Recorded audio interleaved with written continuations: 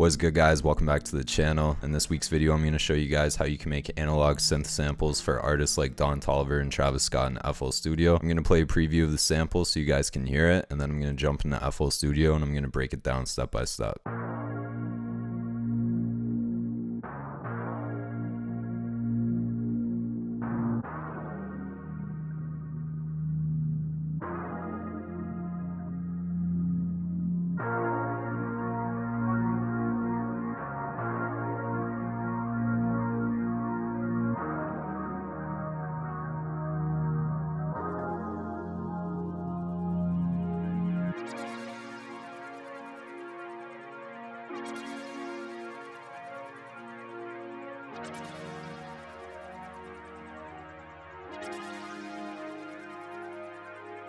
Yeah, that was the sample. Now I'm going to go through and I'm going to break down each instrument step by step. Alright, so to start the sample off, I grabbed this rodeo synth pad from the Astro Demo Bank by Christian63, and I just went to the piano roll and I came up this chord progression in the scale of F minor. So it's just an F minor triad, which I copied over again so that the F minor triad plays for the first 4 bars. And then I took the same chord and I just went up 5. So I went 1, 2, 3, 4, 5, and then I pitched it down an octave. And then for this chord here, I just copied another A sharp minor triad, except I took the C sharp and I brought it down to C just to create some more tension in the chord, and I pitched the root note up an octave just for some variation. And then for the second half of the chord progression, I pretty much did the same thing, except I just played around with inversions and pitched root notes up an octave or down an octave. And this is what the chord progression sounds like.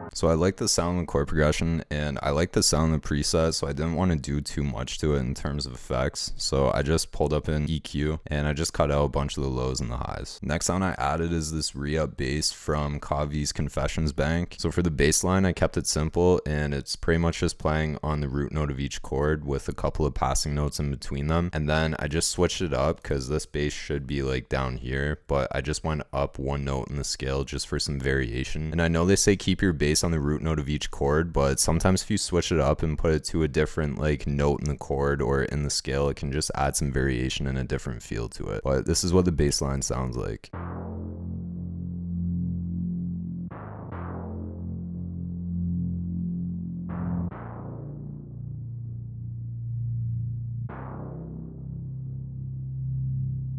It's a super simple bass line, didn't put any effects on it, just left it dry. Next sound I added is this bubbles pad from Lost Cryptic Bank, and I just copied the main chord progression into it, and I just shortened the notes so it only plays for like half a bar, and I just strummed them out a bit. And this is what the pad sounds like.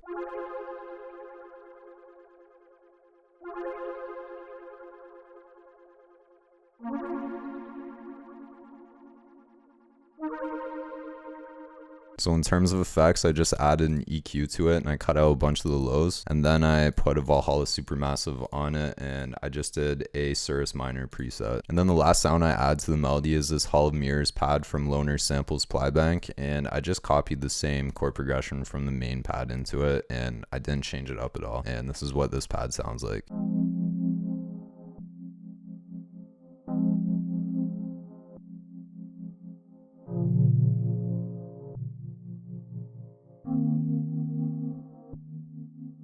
And then in terms of effects, I added an EQ cutting out a bunch of the lows, and then I added a Vinyl 1 RC20 preset. So from there, I highlighted the entire region, and I went to the mixer channel and I pressed this button to arm the master channel to record, and then I hit Option R on my Mac and I recorded the song selection and cut the remainder, and it rendered out the sample into an audio file. And then from there, I went and I pitched it up 500 cents and I started throwing some drums on it. So let me break down the drums now. So for drums, I started out with the 808 and I kept it really simple. It's pretty much playing the same bass line with the same like passing notes in between chords, and this is what it sounds like.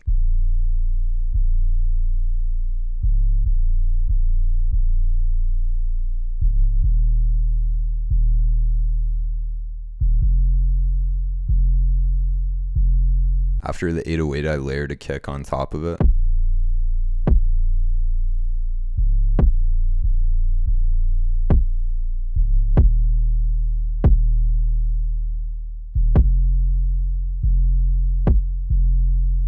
So after the kick and the 808, I moved on to the hi-hats and the rim shot. So for the hi-hats, I tried to keep them simple, and I started out with a simple 2-step pattern, and then I created a roll here using 1/4 beat, and then I went into 1/3 step and I created a roll before the rim shot hits, and then I just created some extra rolls down here. And this is what the hi-hat and the rim shot sound like.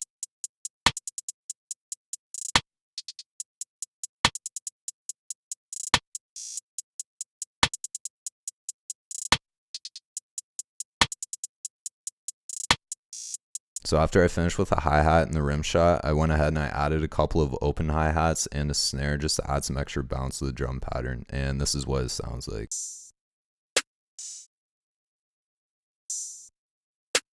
Yeah, that's it for the sample and the beat breakdown. I hope you guys enjoyed this video. I'm gonna let the full beat play out now, but before I do, if you guys did enjoy this video, make sure to like, comment, and subscribe. I appreciate it, and I'll see you guys in the next one.